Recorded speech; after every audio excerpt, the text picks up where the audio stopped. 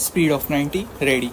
આ કામે ફરિયાદ પક્ષ તરફથી આ કામના સાહેદ ઇકબાલભાઈ ઇબ્રાહીમભાઈ બલોચને આંખ 6 થી સોગન ઉપર તપાસવામાં આવેલા છે।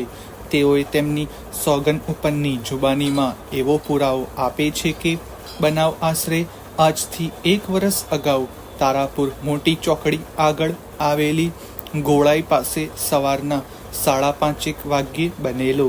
તે સમયે અમે અમારી ટ્રકમાં સુરત હજીરાથી જામનગર જતા હતા। તે સમયે સામેથી એક આઈસરવાળો સામેથી ઓચિંતો આવીને અમારી ટ્રક સાથે ભટકાઈ ગયેલો, જેથી હું ટ્રકમાંથી નીચે પડી ગયેલો અને નીચે પડી જવાથી બેભાન થઈ ગયેલો। ત્યારબાદ હું 4 દિવસ બાદ રાજકોટ સ્ટર્લિંગ હોસ્પિટલમાં સારવાર દરમિયાન ભાનમાં આવેલો। મને અકસ્માતમાં મણકાના ભાગે તેમજ કુલાના ભાગે ઈજાઓ થયેલ। પોલીસે મારું નિવેદન લીધેલ કે કેમ તે મને હાલ યાદ નથી। આરોપીને હું ઓળખી શકું છું। આરોપી આજરોજ કોર્ટમાં હાજર નથી। આરોપી તરફે મુક્ત રિપોર્ટ રજૂ, જેમાં ઓળખ અંગેની તકરાર નથી, જેવું જાહેર કરેલ છે। રજૂ દાખલ આંક 5 આપેલ પેરેગ્રાફ।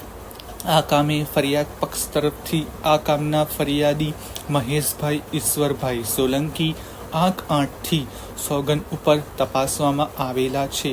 આ સાહેદે પોતાની સોગન ઉપરની જુબાનીમાં એવો પુરાવો આપે છે કે બનાવ 1 વર્ષ અગાઉ ઇન્દ્રજણના પાટિયા પાસે બનેલો। બનાવ સમયે હું ઘરે હતો। તે વખતે મારા ભાઈ ઉપર મારા બીજા ભાઈ હર્ષદભાઈનો ફોન આવેલ કે ઇન્દ્રજણના પાટિયા પાસે અકસ્માત થયેલો છે। તેથી હું અને મારા કાકા સ્થળ ઉપર આવેલા અને જોયેલ તો આઈસર ગાડી કે જેમાં ગેસના બાટલા ભરેલા હતા અને આ ગાડી ટોટલ લોસ થઈ ગઈ હતી અને બીજી ગાડી સામે એક ટ્રક હતી। આ બંને વચ્ચે અકસ્માત થયેલો। આ ટ્રક નંબર હાલ મને યાદ નથી। મારા ભાઈ મુકેશભાઈને ઈજાઓ થયેલી। આ મુકેશભાઈએ આઈસર લઈને વડોદરા જતા હતા। આ અકસ્માત બાબતે મારા ભાઈને પૂછતા તેણે જણાવેલ કે સામેથી આઈસરના ડ્રાઈવરે અકસ્માત કરેલો।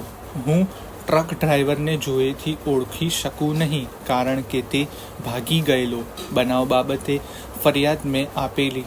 મને અસલ ફરિયાદ બતાવવામાં આવે છે, તેમાં મારી સહી છે, જે હું ઓળખું છું। જે રજૂ દાખલ આંક 9 આપેલ સદર સાહેદે ફરિયાદ પક્ષના કેસને સમર્થનકારી પુરાવો આપેલ ન હોય, વિદ્વાન એપીપી શ્રી દ્વારા સદર સાહેદને હોસ્ટાઇલ જાહેર કરવામાં આવેલ છે।